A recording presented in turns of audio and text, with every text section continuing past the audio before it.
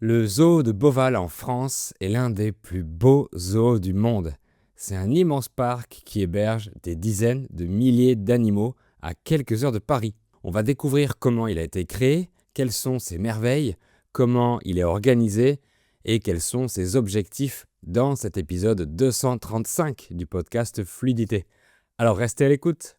Bonjour à toutes et à tous et bienvenue dans mon podcast pour les apprenants de français langue étrangère. Je suis très content de vous retrouver pour ce nouvel épisode après une petite pause d'une semaine. Aujourd'hui, on va faire un grand voyage sans quitter la France. On part au nord de Paris, dans la vallée de la Loire, un endroit connu pour ses magnifiques châteaux dont on a parlé dans un autre épisode. Mais le lieu dont on va parler aujourd'hui n'est pas un château. On part à la découverte du Zooparc de Beauval, aussi appelé le Zoo de Beauval. Donc vous l'avez deviné, c'est un parc zoologique, mais on dit tout simplement un zoo qui s'écrit Z-O-O en prononçant bien les deux O, zoo. Le zoo de Beauval est à côté de la ville de Tours, à environ 3 heures en voiture de Paris. Mais c'est pas un simple zoo où on passe 2 heures le dimanche après-midi, non. Le parc de Beauval, c'est un géant. C'est le plus grand zoo de France et on le classe régulièrement parmi les 5 plus beaux zoos du monde. Il est aussi dans le top 5 des parcs de loisirs les plus visités en France. Aujourd'hui, il abrite plus de 35 000 animaux sur un espace immense. Il emploie plus de 600 personnes et jusqu'à 1400 en haute saison. Mais alors comment un petit parc d'oiseaux est-il devenu un tel empire de la biodiversité ? On va explorer son histoire, ses lieux les plus magiques, et on va aussi se demander quel est le rôle d'un tel endroit au XXIe siècle. Le zoo de Beauval, il faut d'abord comprendre que c'est une histoire humaine assez extraordinaire. Tout commence en 1980. Françoise Delors, passionnée d'oiseaux, en avait plein chez elle, mais elle commençait à manquer de place dans son logement pour tous les garder. Donc avec un peu d'argent, elle a décidé d'acheter un terrain à Saint-Aignan, près de Tours, pour y installer ses volières. Une volière est un grand espace fermé où on élève des oiseaux, comme une gigantesque cage. Elle voulait simplement partager sa passion avec le public. Ce terrain était dans un lieu-dit qui s'appelait Beauval. Un lieu-dit, c'est comme un tout petit quartier à la campagne, très souvent en dehors des communes. Françoise et son mari ont donc ouvert un parc ornithologique avec plus de 2000 oiseaux. Mais Françoise voyait très grand. Elle voulait toujours améliorer le confort de ses oiseaux. Alors, petit à petit, elle a commencé à accueillir d'autres animaux. En 1989, le parc ornithologique est devenu le Zooparc de Beauval, avec l'arrivée des premiers primates et des premiers fauves. Un primate, c'est la famille des animaux comme les singes, par exemple.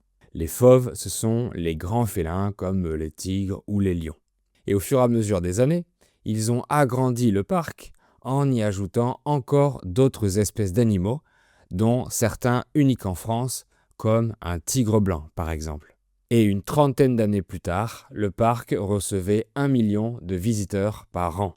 Et depuis 2022, ce sont 2 millions de personnes qui y vont chaque année. Alors de nos jours, après 45 ans d'agrandissement du parc, quand on s'y promène, on a l'impression de changer de continent toutes les demi-heures. L'organisation du parc est pensée pour faire voyager le visiteur. Il y a différentes sections classées par continent ou pays. Première étape obligatoire, la Chine et ses célèbres pandas. Le panda, c'est un peu la mascotte du parc, donc l'animal qui le symbolise. On sait que le panda géant est un animal extrêmement rare et protégé. D'ailleurs, la Chine ne donne pas ses pandas, elle les prête aux pays avec qui elle a de bonnes relations diplomatiques. On appelle ça la diplomatie du panda.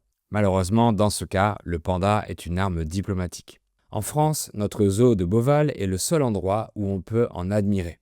En 2017, un bébé panda est né à Beauval, un événement assez rare. Mais en 2021, ce sont des jumeaux pandas qui sont nés dans le parc. C'était un événement national. D'ailleurs, Kylian Mbappé est l'un des parrains des jumeaux pandas. Pour s'en occuper, c'est un travail colossal. On doit faire venir des tonnes de bambous frais chaque semaine pour nourrir ces gros nounours noirs et blancs. Deuxième étape, le dôme équatorial, la folie des grandeurs. C'est la dernière grande construction du parc Et c'est une véritable prouesse technique. Imaginez une immense bulle de verre de 38 mètres de haut. Et quand on passe les portes, le climat change instantanément. Il fait chaud, l'air est humide, on entre dans la jungle. On marche sous des arbres tropicaux géants, on entend des bruits d'oiseaux exotiques qui volent en liberté totale au-dessus de nos têtes. Par exemple, on s'arrête devant un bassin géant pour observer des lamantins, ce gros mammifère aquatique qu'on appelle aussi des vaches de mer. Plus loin, on peut croiser le regard impressionnant d'un dragon de Komodo. C'est une expérience totale pour tous nos sens. Troisième étape, la savane africaine. On sort du dôme et on se retrouve face à un espace immense où la barrière entre l'homme et l'animal semble disparaître. On y voit des girafes qui courent, des zèbres, des rhinocéros ou des antilopes qui partagent le même terrain, exactement comme en Afrique. On ressent vraiment un sentiment de liberté et d'espace qui change de l'image traditionnelle qu'on se fait des vieux zoos. Il y a des animaux qui viennent de tous les continents et de tous les pays comme une grande arche de Noé. Mais aujourd'hui, la place des animaux dans les zoos fait parfois débat et c'est normal. On peut se demander si on doit encore garder des animaux sauvages derrière des barrières. C'est une question importante. Le parc de Beauval pense que le zoo moderne doit servir à protéger la nature. Beauval a créé une association qui s'appelle Beauval Nature. Une partie de l'argent de votre billet d'entrée va directement dans cette association. Grâce à ça, le parc finance plus de 50 projets de conservation à travers le monde. Par exemple, il aide à protéger les éléphants contre le braconnage en Afrique. Il finance des réserves pour les gorilles au Gabon, où il aide à replanter des forêts en Indonésie. Par contre, paradoxalement, il continue à proposer un spectacle de lion de mer, cet animal qui ressemble à une otarie. Selon le zoo, l'animal n'est pas forcé à faire des acrobaties et apparemment, les exercices demandés pendant le spectacle sont des mouvements utiles pour la santé de l'animal ou qu'il fait déjà naturellement. On leur apprend à ouvrir la bouche pour vérifier leurs dents, à lever les nageoires pour une prise de sang ou à se laisser échographier sans aucun stress ni anesthésie. Mais il ne faut pas se voiler la face. C'est aussi un choix commercial. Ces spectacles restent extrêmement populaires auprès des familles et des enfants. Pour un parc comme Beauval, c'est une attraction majeure qui amène énormément de monde. Se voiler la face, c'est une expression pour dire refuser de voir la vérité. Si certains zoos protègent les animaux en voie de disparition, c'est parce que l'homme a provoqué ces disparitions. Donc dans un monde idéal, il faudrait d'abord que l'homme respecte les animaux pour ne pas qu'ils aient besoin de zoos pour les préserver. Il y a aussi un rôle de recherche et de sauvegarde. Parfois, certaines espèces ont presque disparu de la surface de la Terre à cause de la chasse ou de la déforestation. Enfermés au zoo, les scientifiques apprennent à mieux les soigner et à favoriser leur reproduction. Et le but final, c'est la réintroduction. On prend des animaux qui sont nés en sécurité à Beauval et quand ils sont prêts, on les relâche dans leur milieu naturel pour repeupler la faune sauvage. C'est une mission difficile mais essentielle. Le zoo a même créé son usine de production de biogaz. Avec les déchets organiques et les déjections des animaux, il crée du gaz qui réchauffe certaines installations du parc. Ils ont aussi ouvert leur usine de recyclage pour recycler presque tous leurs déchets. Tout ça pour avoir une empreinte carbone, une empreinte écologique la plus réduite possible. Ce qui est beau dans cette histoire, c'est que c'est une affaire de famille. Aujourd'hui, Françoise Delors nous a quittés. Elle est décédée, mais c'est son fils Rodolphe qui gère le parc. La fille de Françoise, Delphine, était chargée de communication, mais elle a été licenciée du parc en 2025. Mais quand on les entend parler, on comprend tout de suite que ce n'est pas seulement une entreprise pour faire de l'argent. C'est le projet d'une vie et de toute une famille. On ressent cette énergie partout dans le parc. Ils ont transformé un petit terrain de campagne en un domaine de plus de 40 hectares, moderne et ambitieux. Avant de continuer, je voudrais vous dire que sur mon site français avec fluidité.com, on propose des cours privés pour pratiquer votre conversation en français, préparer un examen ou un entretien professionnel. Mais on propose aussi le club VIP, un club de conversation avec d'autres apprenants de français et moi pour pratiquer en groupe. Pour avoir toutes les informations, les liens sont dans la description ou alors vous cherchez français avec fluidité pour trouver mon site web. Si ça vous a donné envie de visiter Beauval, laissez-moi vous donner quelques conseils pour que votre visite se passe bien.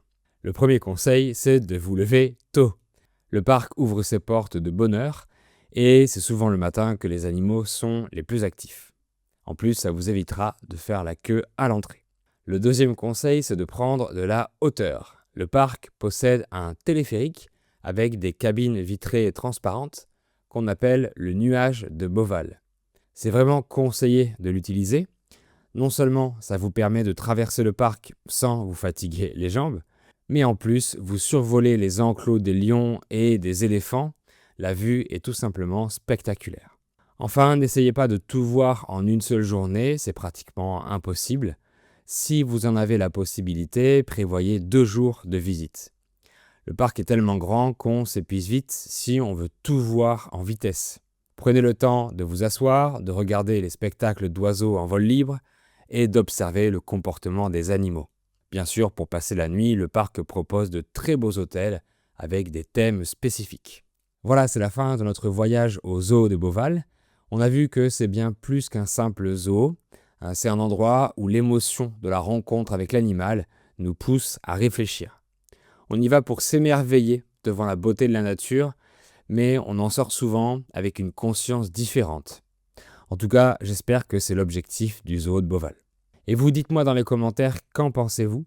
Est-ce que vous avez déjà visité ce parc ? Quelle est votre relation avec les zoos ? Est-ce que vous pensez qu'ils sont utiles pour l'avenir des animaux ? Merci beaucoup d'avoir écouté l'épisode jusqu'au bout. Vous pouvez mettre un like et 5 étoiles sur les plateformes de podcast si vous aimez ce que je vous propose. Et moi, je vous dis à très bientôt.